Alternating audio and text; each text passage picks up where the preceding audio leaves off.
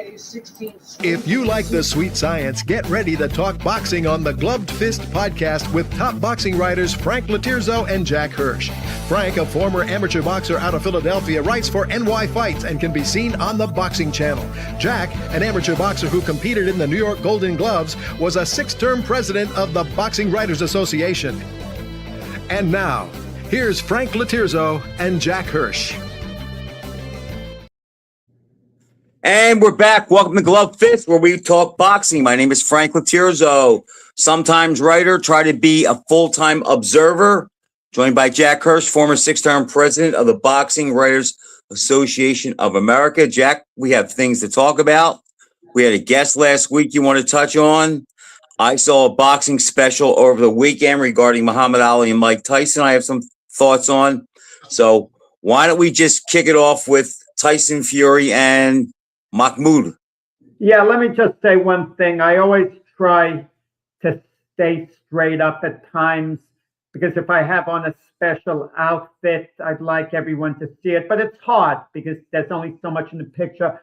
But if you notice the ring, I have on Sugar Ray Robinson. If you notice right here, my shirt today. I would definitely wear that. Sugar Ray Robinson. But the best ever. Well, one of the best ever. The best ever. Okay, I mean, I'm not going to argue about that. Certainly, you can make that argument for sure. I don't automatically give it to anyone. Well, Jack, just give me real quick. Who would be the guy who's in the conversation over him? Well, you have Ezzard Charles in the conversation. You have Muhammad Ali in the conversation as the greatest of all time, perhaps pound for pound.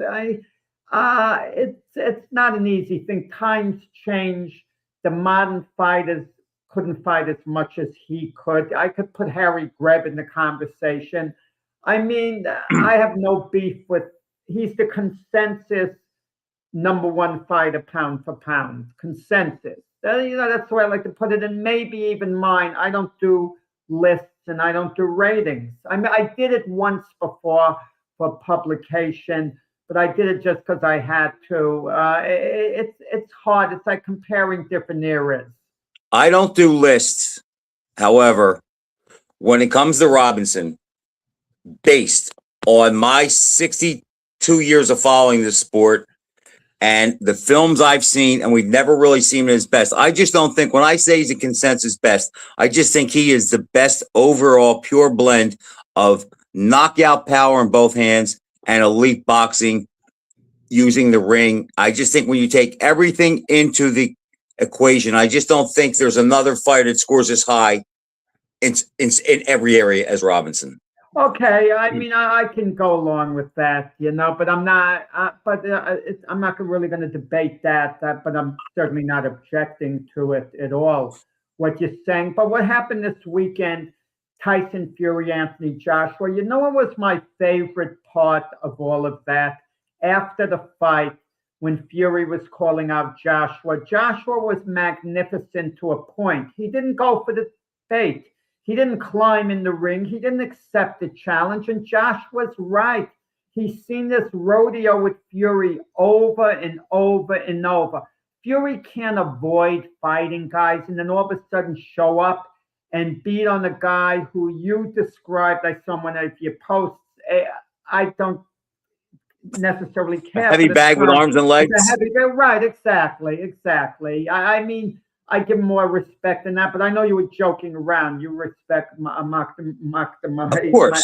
guy. I got tongue-tied more than that. But the point is, they don't have a contract. The way you make a fight is you present the contract. You don't call a guy, I want to fight you, I challenge you. Do you accept my challenge? How do you accept a challenge if you don't know what you're getting paid? But Jack, they misled the audience because Turkey came in the ring a couple fights before the main event and said there is a big announcement to be made, and both parties are here tonight.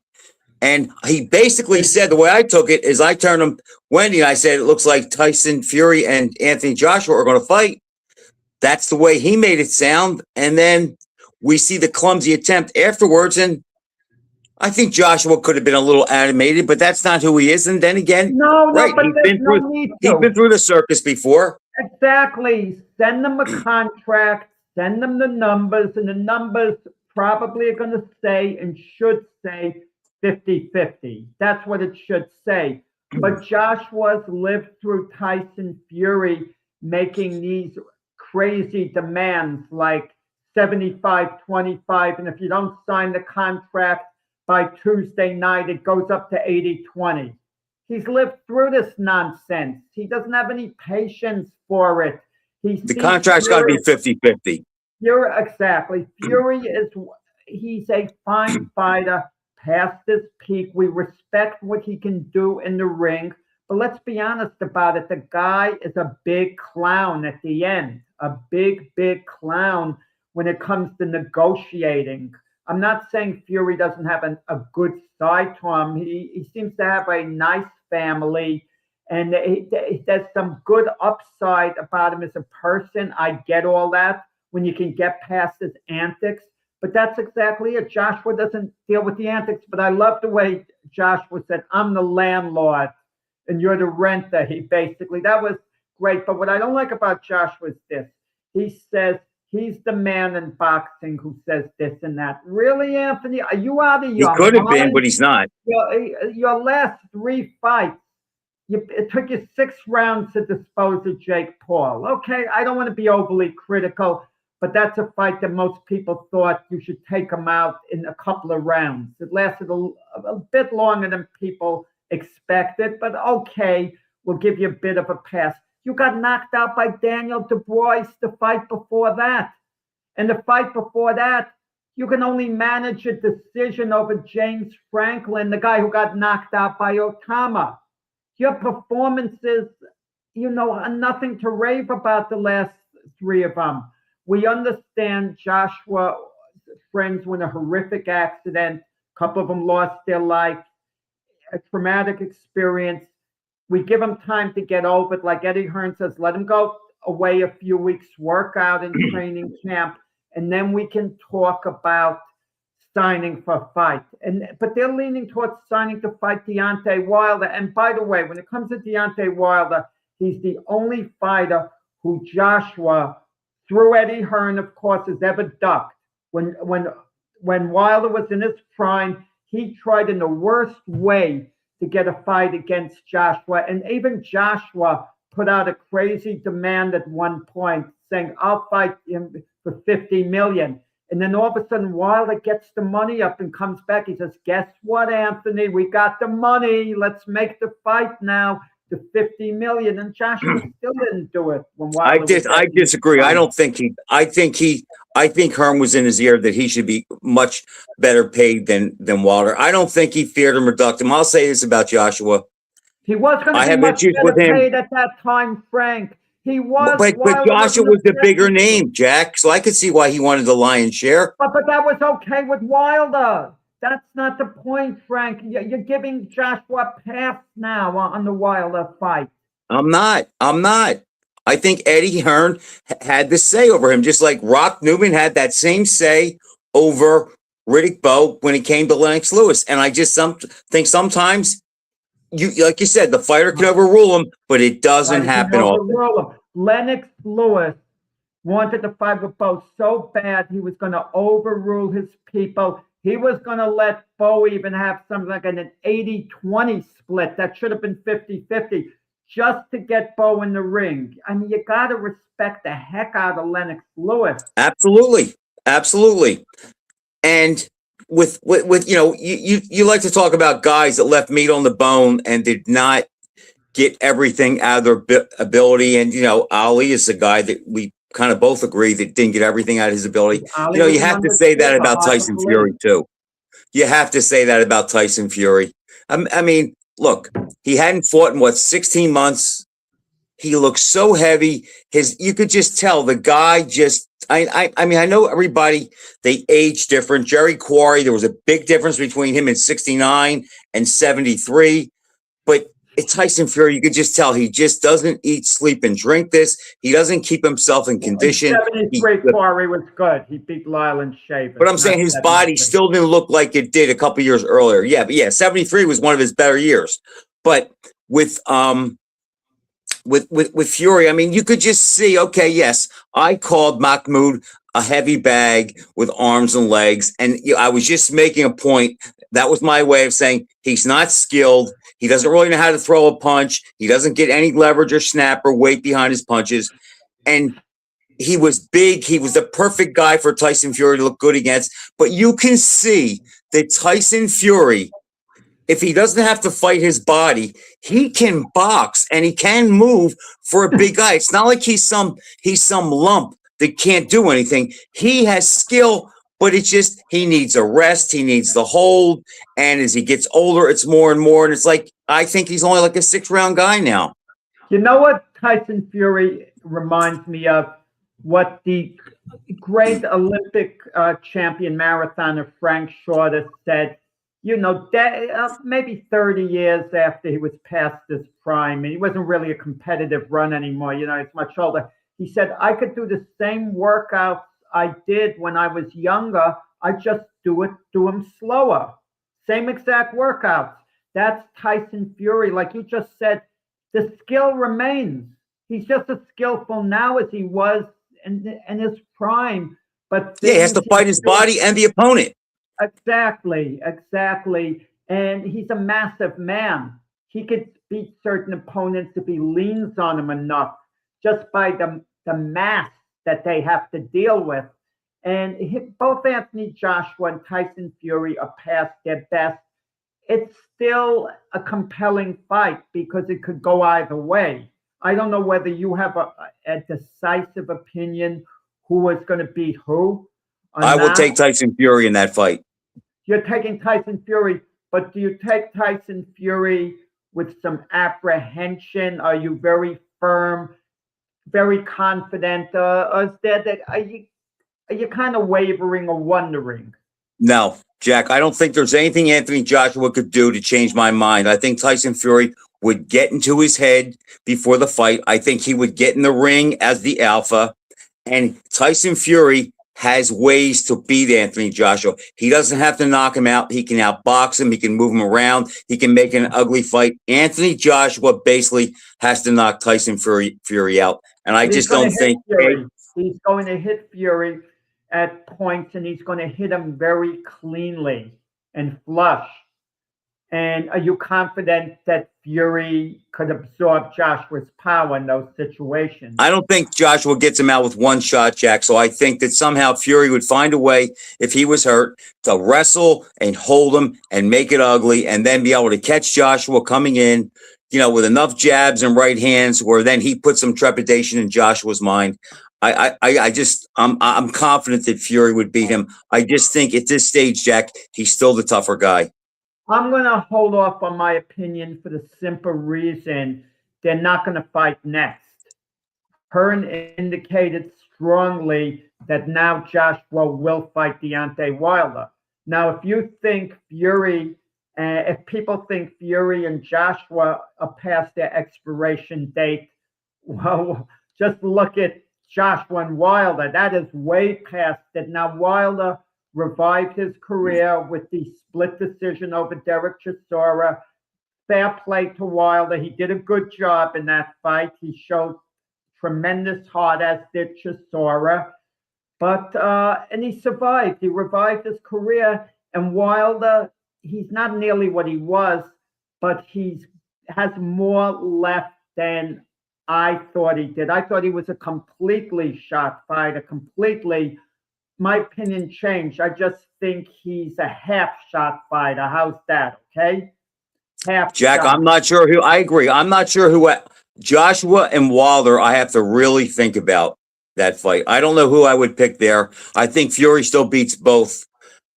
Wilder and Joshua, I really have to think about that because Anthony Joshua just scares me because I just think he gets hit and he could go or lose confidence at any time. I'm just not sure I have confidence in him. But back to Fury for a second.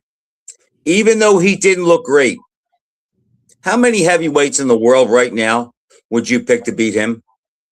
You have to make a pick. There are not many good heavyweights. I mean, Moses Atamo, absolutely.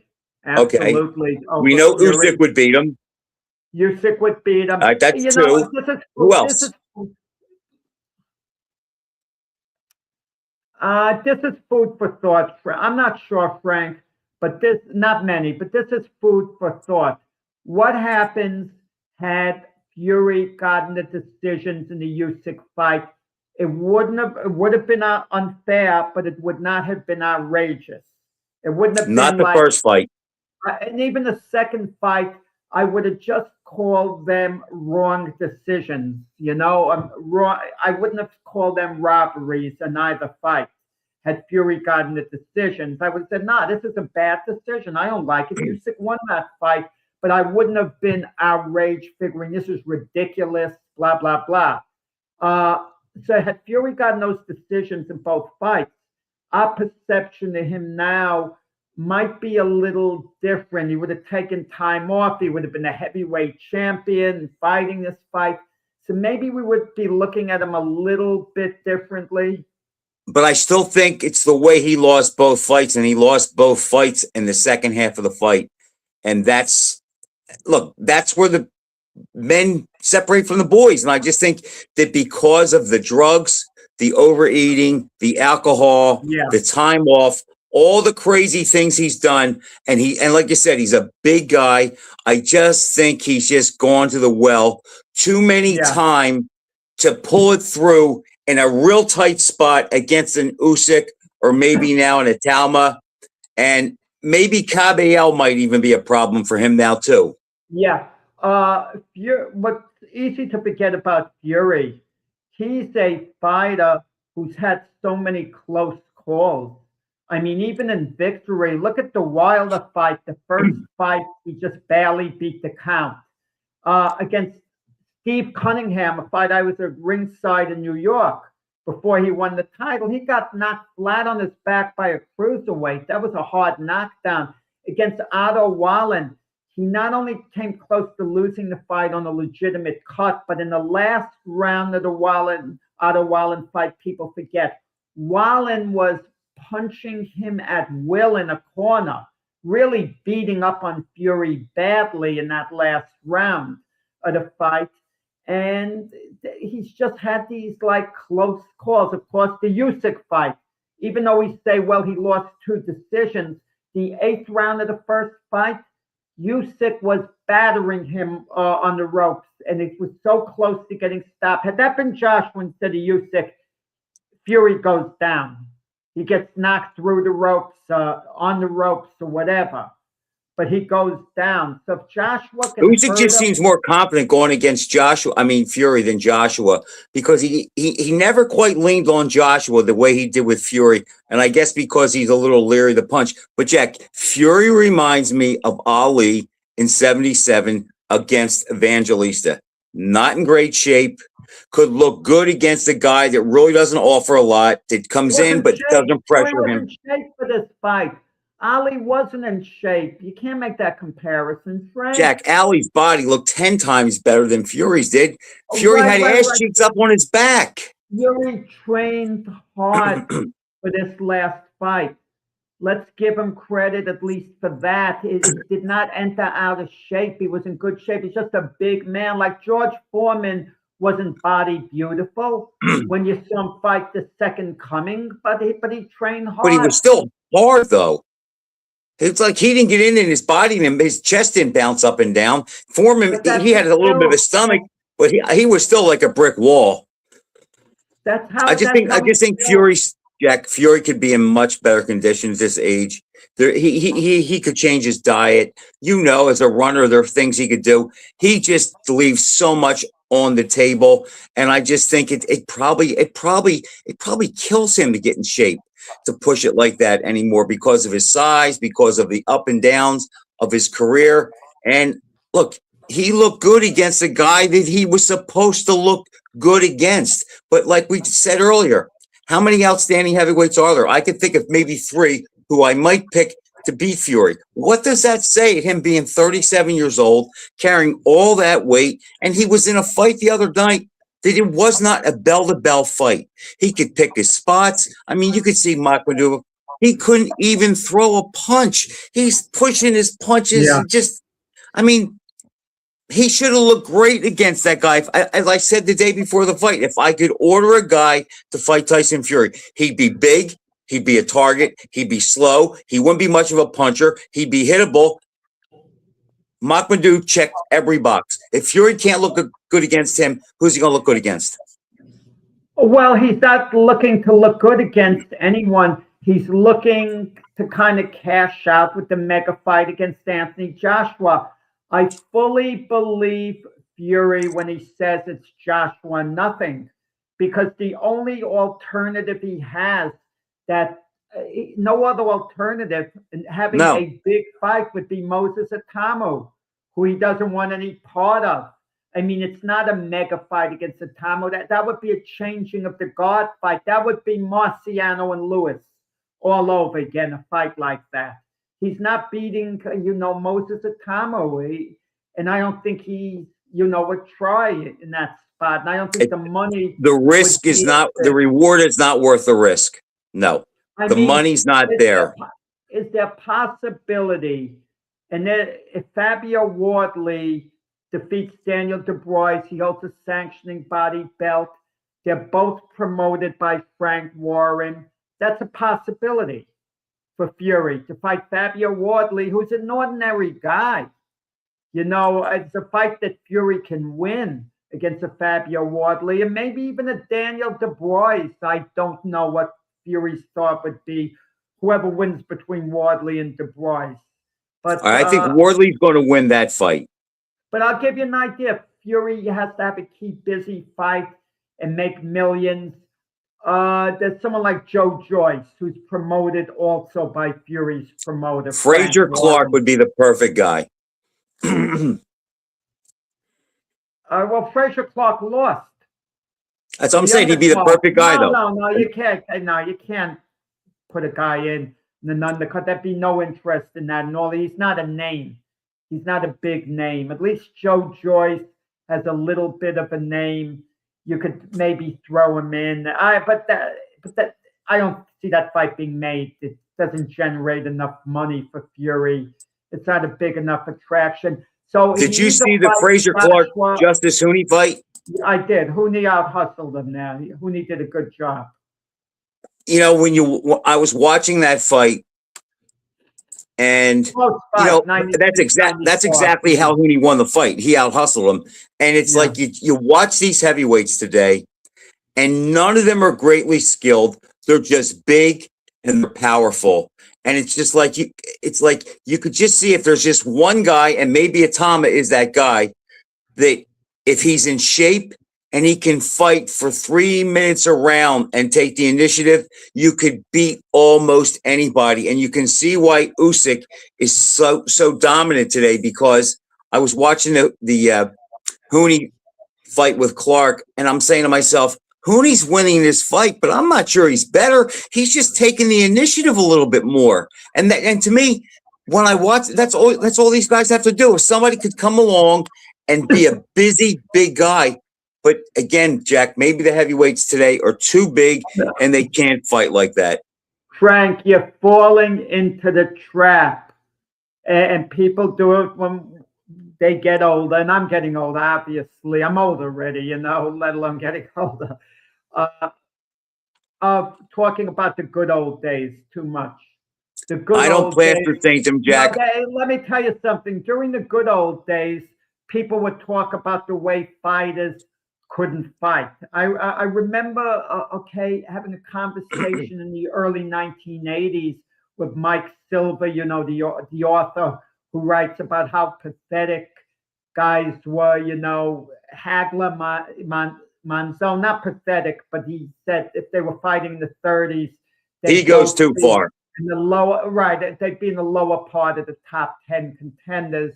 He said the reason why fighters get cut, he told me in 1983, is because the fighters of today don't know how to fight.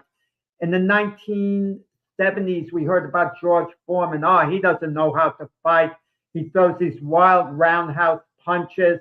And I loved what his manager, Dick Sadler's trainer at the time, said. He said, I don't care whether or not George ever learns how to fight. The only thing I care about is to hear the ring announcer say, the winner and still world heavyweight champion, George Foreman.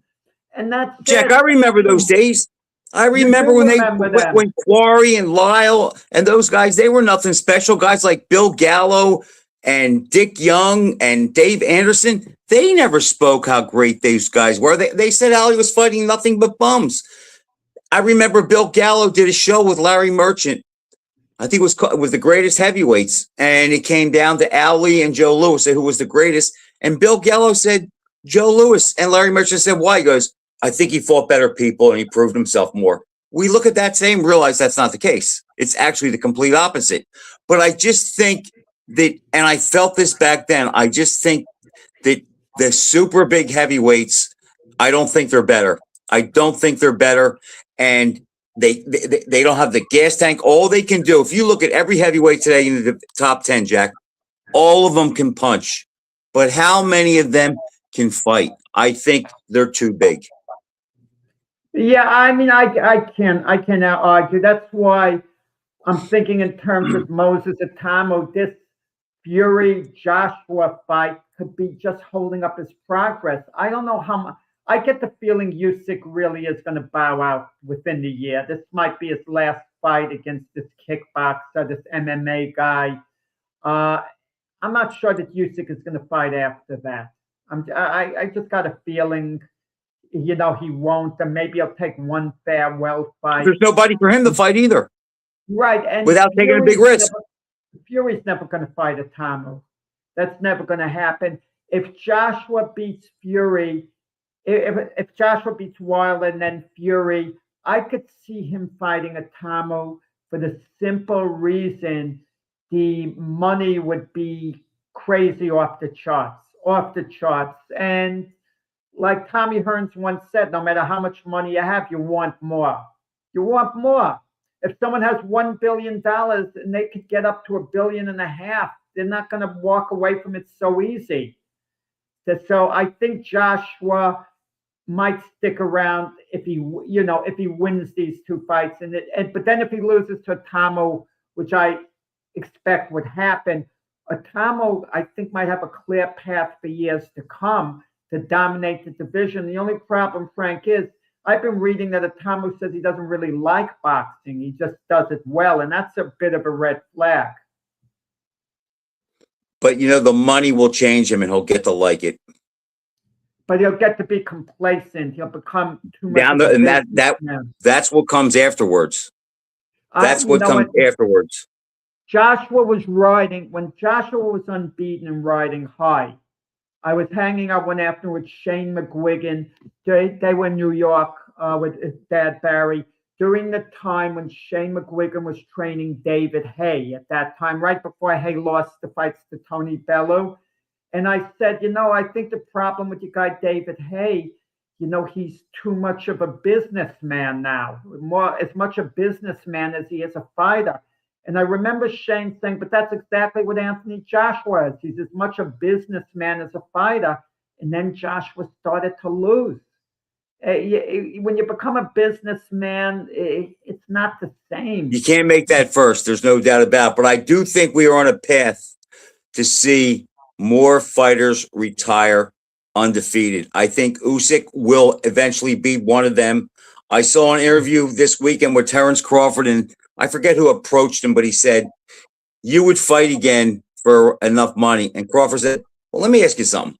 He said, who should I fight?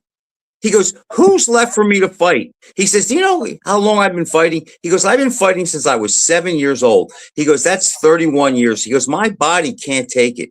He goes, I want a life after this. He goes, I have enough money. He said, there's nothing left for me to prove. There's nobody left to fight.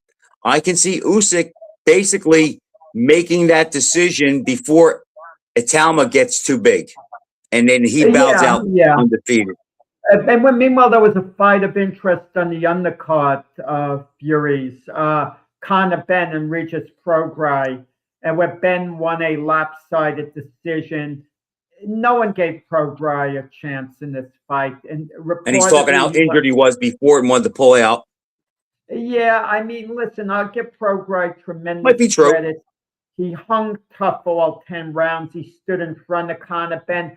Conor Benn is a very good fighter. Very good fighter. He's just not elite. I mean, can he beat the Ryan Garcias? Yeah, I mean, I give him a reasonable chance to beat a Ryan Garcia top fighter. You put him in against the Shakur Stevenson, he's got no chance in a fight like that. I mean, but with Ryan Garcia, and I stopped boycotting mentioning these guys' names. He's always How on we going to social talk? media. Everyone wants his opinion. I want to remind everyone he got beaten lopsidedly by Raleigh Romero the fight before last, and Ryan Garcia lacks the intestinal fortitude and the heart to call for a rematch. He doesn't even want a rematch against Raleigh Romero. He's scared he's going to get beaten by Raleigh Romero again. So You know how I imagine feel that. about Ryan Garcia, Jack. He's not my favorite, but I will just say this. Conor Benn hit the boxing lottery because we understood that he got paid $15 million by Dana White for a one-fight deal, okay, against a guy who was basically had his feet out the door, retired right Hey, after the Danny, fight. wait, Danny. You asked about Rocky Moss. I'm sorry, Danny's going to get off. He says the audience doesn't participate tonight. If it's a question related to it, I'm looking up on the screen. The good old days in boxing. I'm sorry. Not that many comments. That Danny's taking Anthony Joshua in a knockout. Okay, I didn't see that on there. But that's our producer, Brian, our buddy. He can't put everything up. What I was going to say is that Conor Benn got $15 million for basically a sparring session where he was not in trouble, and he's probably going to land a big fight, maybe with Ryan Garcia off of that. So Conor Benn had the best night. He got paid the most for having to do the least. He's going to parlay it into another big fight. It might be Ryan Garcia. I would pull for Conor Benn to win that fight, Jack, but I don't know if he would. He didn't impress me at all the other night. Okay, I was told by someone well connected in the boxing business that his sources in England told him Conor Benn wasn't getting 15 million. He was getting more like 8-9 million or thereabouts for this one fight. But Even at that, he did well. It can't be a one-fight deal. It never made sense. Super Boxing, Dana White wouldn't sign him for one fight and then let him go. He could go back to matchroom boxing. There's more to it than that. I'm certain that could be. But Jack, even if he got $9 million for that, right? Exactly. That's the lottery. I'm sure there are more fights, and I'm sure Dana White's going to see. Wait a second, Conor Benn's not that big an attraction. Oh, there's Michael Gott. He's from England, actually. I hope we're done talking about Tyson Fury, Michael. There, but Conor Benn. I mean, some guys are charismatic, and some guys in the news enough.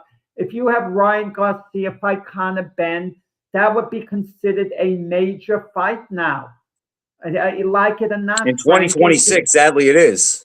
It's an entertainment business. That's what boxing is. I'm coming around to accepting it.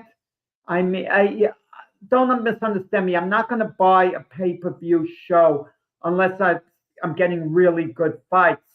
But, Pacquiao and Mayweather, it's entertainment, Frank. It's easy for me to say, what a joke, I'm not going to get it, but I'm interested in it. If I don't have to pay for it, I'll watch it. You'll watch Pacquiao and Mayweather, you would watch that over Ohio State and Michigan if Ohio State and Michigan was going on, and you're a big college football fan. You would turn to Pacquiao and Mayweather. You wouldn't turn just to see this sideshow. I would. Now, Ohio State and Michigan, I'm going to see at least play probably 10 more times in my life. So yes, I would probably see that just for the sideshow, and I want to see what happens. But like as far as having any big interest in it, no. Did you see what Money Mayweather said? Even if he loses to Pacquiao, he has to be considered unbeaten. So he's not if it's a fight, not if it's an official fight, and they're only 2 years apart. But he can say at my best, nobody can beat me.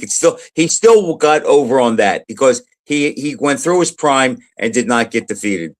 Yeah, I saw your post the other day, and normally your posts I'll agree with more often than not, and if I disagree, I don't think that they're so off base. I'll just disagree. I think you had a post where you were like rambling a bit and were a bit off base. I mean, like for example, the last round of the Ali Norton fight, Ali didn't win that round clearly. I know all three Oh, judges. Jack, he clearly won the round. Norton didn't throw any punches. No, Ali He was clearly won that round. Ali was throwing a bunch of jabs that really were ineffective. They were just missing, coming short, but he And threw what a did lot Norton of them. do? And What did was Norton doing do? Nothing. Agreed completely. Norton was doing nothing but following him during that 2 minutes and 40 seconds of the round. Oh, that's And then when the we were last- talking. I was talking about who had they are two of the more controversial fights in recent history, and it was who had the better case for being not getting the decision, being upset, Norton or Hagler. And I think that Norton had a better case. Norton had a better case. I agree. And also the Mayweather-Castillo first fight. I mean, the way it made it. Harold Castillo Letterman had really- 4 points for Castillo, Jack. That's your boy, Harold Letterman. 4 Right. points, not one or Ben- two, 4. Yeah, I hear you. Ben Dowdy, a guy I greatly respect. I saw him once come and he thought Mayweather won the fight. I had it scored a draw. Which would have blemished Mayweather's record. It could have gone either way. So it wasn't a robbery. Jack, I trust my eye, and I remember watching that fight live. And at that time, I was a Mayweather fan. And I turned to my wife at the time and I said, HBO's got a problem here. I said, because if this guy's name was Merriweather, not Mayweather, he didn't win this fight. They know it. They were sullen before the decision was announced. Harold Letterman came on. He had Mayweather losing by 4 points. That's a clear loss. I don't think that was anything close. I don't think there was any case at all for Mayweather in that fight. Second fight, yes. Harold Letterman was one of my best friends, outstanding boxing judge, but he could be off from time to time, like any judge. Everybody can be off. He had John Molina getting the decision over Oscar De La Hoya. You know, he had Larry Holmes getting the decision over Maurice Harris. Okay, a fight that from ringside. You know, most of us Tuesday night fight. Ahead. Yeah, so whatever. So, but Jack, you and Ben are the only guys I know that think there's even an argument regarding that fight, as far as like it wasn't a bad decision. But but the sentiment from most people is going to be going against Mayweather. The same thing you mentioned, Hagler Leonard. You see these polls. Someone puts up on social media, who do you think really won the fight? Now, I agree with you. Leonard deserved the decision. Like, I think it was 7 rounds to 5, but Leonard deserved the decision. But most of the people answering the question saying they think Hagler won the fight. That doesn't make it, right. Because the majority admire Hagler more at this stage of the game. They like his workmanlike attitude. He's actually, good question to you, Frank. Right now, who's become more charismatic, Hagler or Leonard? That's an interesting question. When somebody's passed, Jack, they're always going to get the benefit of the doubt. So Hagler may be now because he's passed. When Leonard passes, it'll go way back. Oh, yes. Yes. Hagler, and because Hagler fans are very boisterous about how they feel about that, and because Leonard didn't beat him up, and that's another case I made in that post. I said Ali actually beat up Norton and hurt Norton more than Leonard did Hagler. Beat up Norton? Jack, he staggered him 3 or 4 times in that fight. Go back and look at the later round. He hit him. I remember, what was it, the 11th round, maybe it was, or the 12th. Ali hit him a series of really good right hands, but he didn't stagger him. He staggered him a few. I mean, he wasn't close to going down, but you could tell he was rocked and he was shook. Something Leonard never did to Hagler. But at the same time, Norton got in more good licks on Ali than Hagler did Leonard. But I broke it down this way. I said when I was at both fights, when the Leonard Hagler fight ended, there was not a doubt in my mind, not one doubt in my mind. Leonard won. When Ali and Norton ended, I thought Ali pulled it out.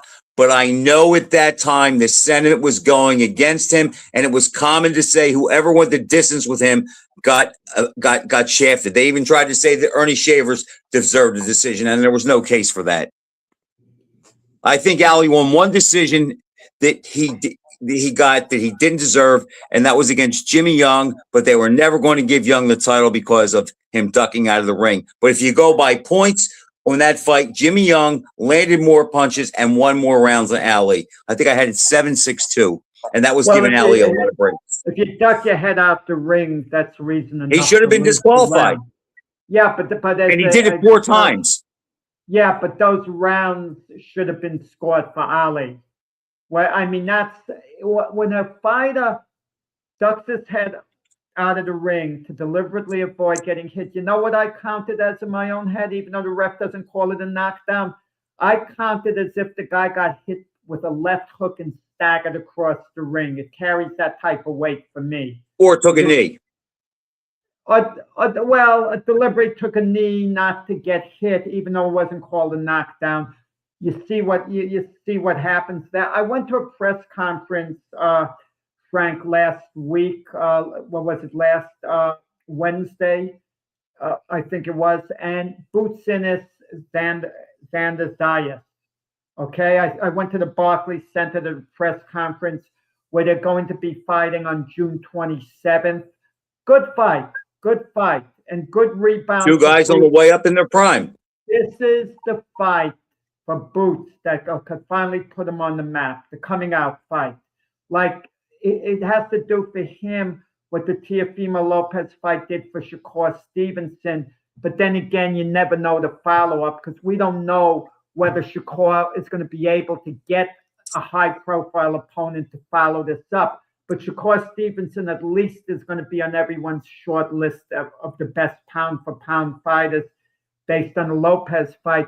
Boots wins this fight, and if he wins it in style, okay, it's intriguing. He becomes a big name. I disagree with you to a point. If Boots wins this style and he wins this fight in style and he totally dominates Zayas, he will not get credit because people will go back and say, well, we don't know how good Zayas was. He was another media creation, good looking guy, nice record, promoted well, had the right fights. If Boots beats him easy, he won't get credit. But if it's a Leonard Hearns type fight and Boots gets tested and comes back and wins, then he'll get credit. If you win too easy today, it's not good. We see that with Crawford and Spence, all the revisionist history.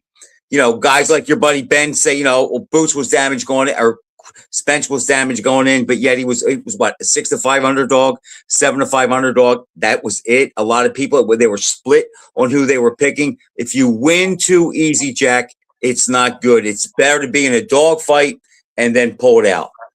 Yeah, well, we talk about the first Leonard Hearns fight. When Leonard hurt Hearns in the 6th round, had he taken Hearns out, then knocked him out, we wouldn't be looking at it as a super fight. We'd be looking at Hearns as being overhyped. And Leonard wouldn't get the credit that he exactly. But Hearns came back and showed he belonged. But Zayas doesn't have that pedigree. It depends how Boots looks. Boots is a solid favorite in this fight. He's going to go in as around 4-1 or something like that. But Zayas is given an outside chance of winning, actually, an outside chance, because he's unbeaten. He has a pedigree. He has Bad Bunny. And most of all, Zayas is the one who called Boots out in this fight. He really wants this fight. And I like that. A lot. He has no fear of Boots. He has no fear of Boots.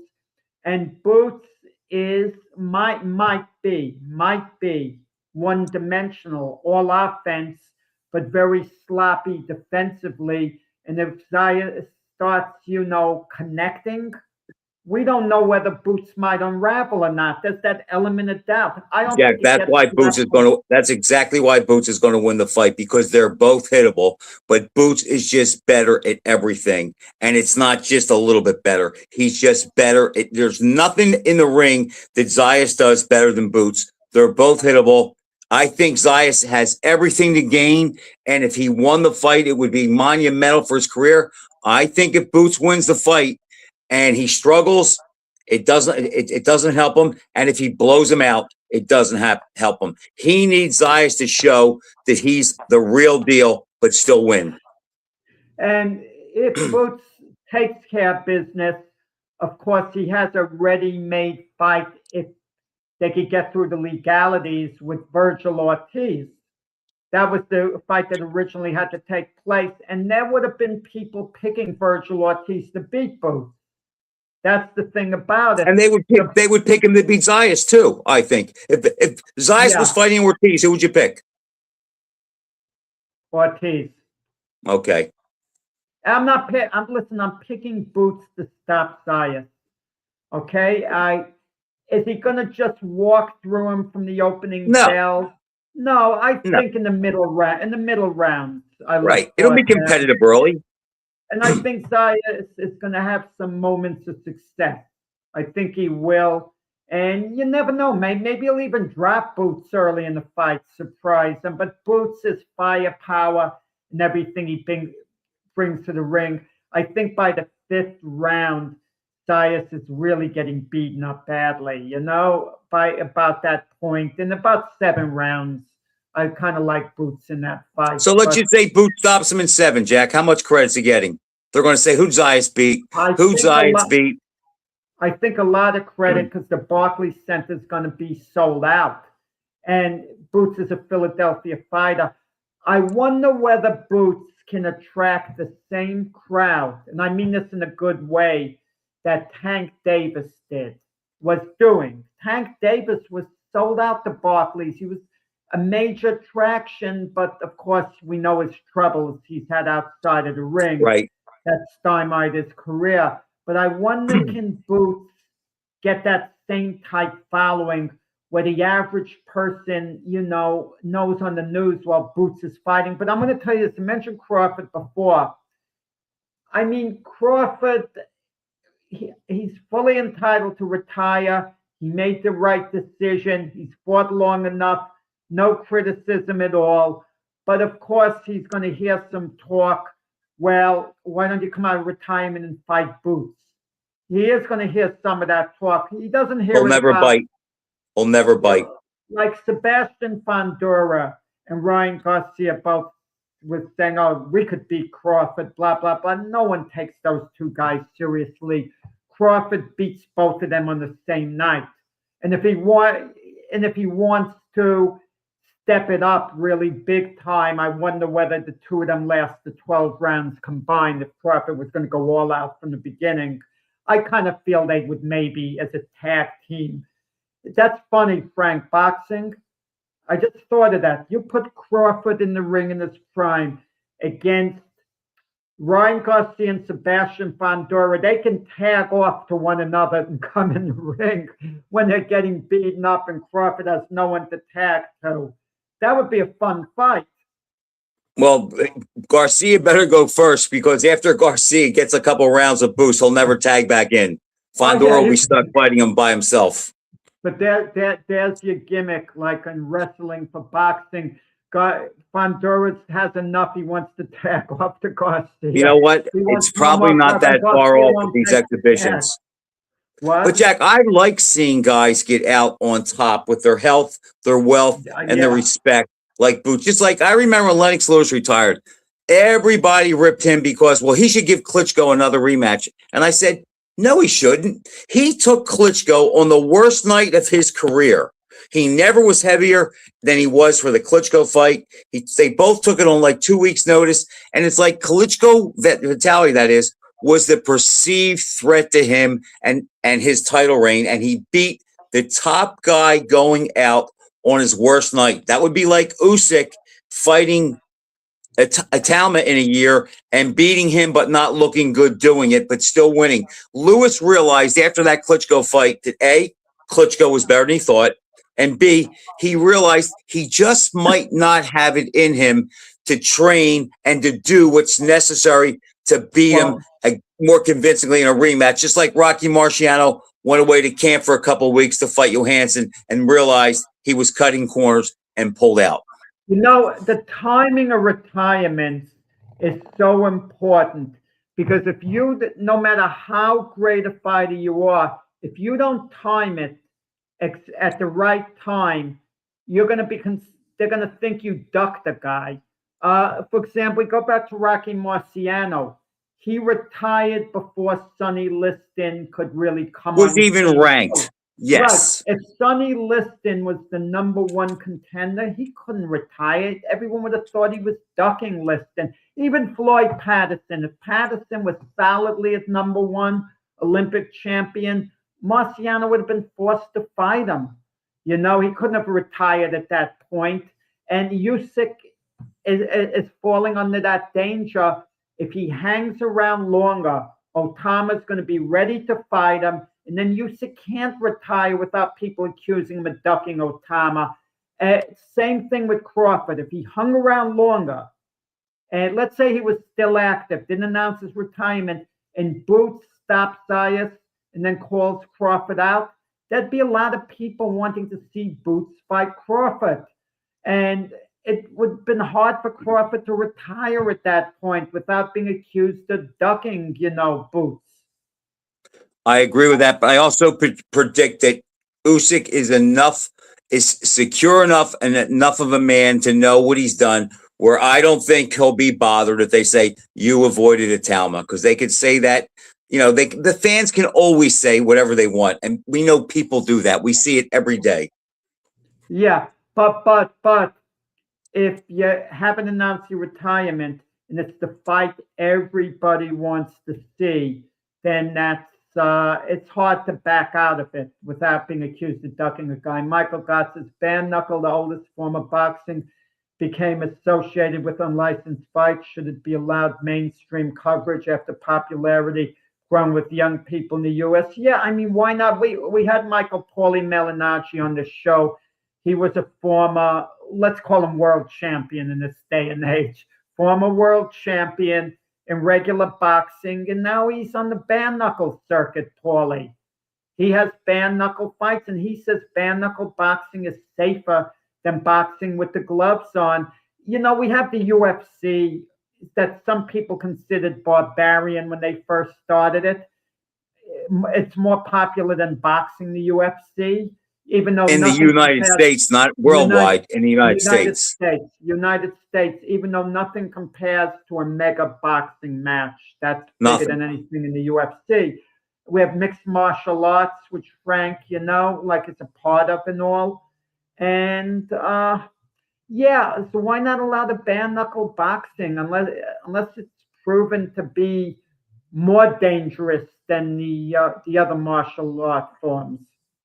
And the UFC, Jack, they have curtailed some of the rules, so it's not quite as barbaric as it was in the early 90s when it just came on the scene. Yeah. I mean, before you could do everything except groin strikes. Today, there are elbows and some knees, 6 o'clock to 12 o'clock that are not permitted. So, but look, boxing, when it's at its best, and like you say, there's a big fight, it doesn't get any better than that.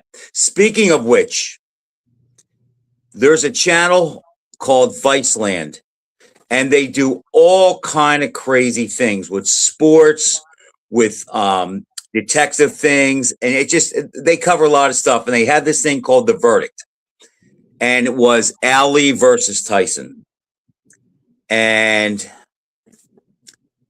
they had a panel. I don't know what happened. I missed that show. I forgot about it, Frank. I didn't know it, Jack. I found it yesterday that I was flipping through the channels to kill some time. They had Adnan Burke, who used to be on ESPN, Teddy Atlas, Lou DiBella, Tim Smith, Mark Kriegel, Tony Page, Jerry Cooney, Bob Costas, Ross Greenberg, June Lee, and Pete Rosenberg. Now, at the end of the day, 1, 2, 3, 4, 5, 6, 7, 8 guys made picks. Russo, DeBella, Rosenberg, Verk, Page, Christian, Kriegel, Costas, and Atlas made picks. I'm sorry, 9 guys made picks. And they all picked Ali, but your buddy, Mark Kriegel, rode the fence and said, well, Tyson, it's not inconceivable that Tyson could get him in 3 rounds, but if it goes longer than 3 rounds, then of course Ali wins. And Jack, I gotta be honest. Other than Teddy Atlas and Tony Page, some of the things that were said during that I felt were embarrassing. And they had this other guy on who makes boxing videos. His name is David Christian, and they introduced him as David Christian is a martial arts influencer and analyst. What the hell is that? And why is he talking about boxing? The guy has a great voice. I've seen his tapes, and he hypnotizes people the way he talks. The guy, I'm not going to say he's clueless, but he doesn't bring a lot to the table. And I was watching that, and I was so frustrated. Other than Atlas and Page, nobody else brought much to the table. Yeah, you got to give Kriegel a pass on hedging on what would happen with Ali and Tyson, because Kriegel came out not long ago with a book on Tyson. Okay, I haven't seen it, but I heard it's quite I did not know that. Yeah, you see, he came right, and it's gotten good reviews. This was about 6 months to a year ago. So what's he really going to say? I mean, is he going to say, "Oh yeah, I think Ali would have beaten Tyson," but just the idea with him hedging, and your question who was put on the panel. And speaking of Kriegel, who I think is a good guy, and I think he's a knowledgeable guy. Don't misunderstand me. I have a good opinion of Mark Kriegel. When Madison Square Garden had a 50th anniversary special show of the first Ali Frazier fight, they didn't reach out to guys like you and I. They reached out who were there. Other people I know who were there, like Don Majeski. They reached out to Mark Kriegel, who wasn't at the fight but lived in the neighborhood, to talk about it. And that's the mentality of some of, the executives. I mean, and the people they had on the panel, like I said, I would have easily guessed who were the 2 who came up with sensible analysis. And yeah, I would have said Teddy Atlas and Tony Page. Tony, they were boxing guys. But even Teddy Atlas is a bit compromised in that situation because he does have a Tyson bias. He goes against him a little bit and says he only had 5 real fights and he lost all of them. And we both know that's not honest. No. I mean, we don't. A little bit of he has a Tyson bias, a bit on the negative side, and it's what it is. But some people, conversely, have a bias on the positive side, very much so. So should we disqualify their opinions?